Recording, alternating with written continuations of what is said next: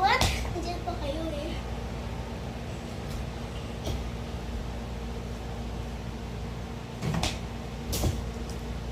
Guys, may sasabihin na sa'yo. Basta racers, yung small creators lang.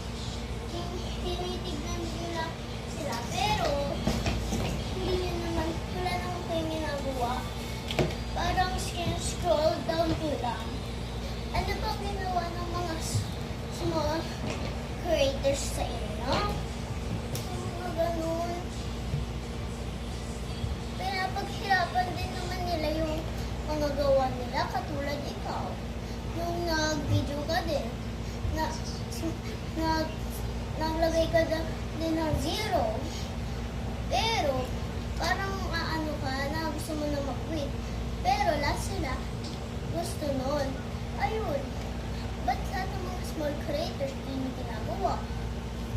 Gusto ko lang sabihin, bakit lahat ng mga tao masama na sa mga small creators? Wala naman silang ginagawa sa inyo. Katulad ako, small creators lang. Yung napansin ko, small creators lang ako.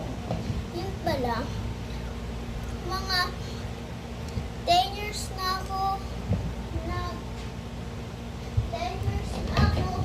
nag-videos. Kaso lamang, wala akong makuha-kuha kahit ng 1,000 subscribers lang. Kaya, bakit ba ganun?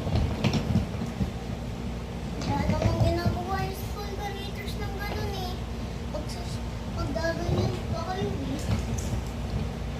Paano pag yung ginagamit nilang cellphone, sila na, last gamit na nila yun, para lang magkaroon ng magandang suspensa. Gaganon nyo lang, skip nyo lang.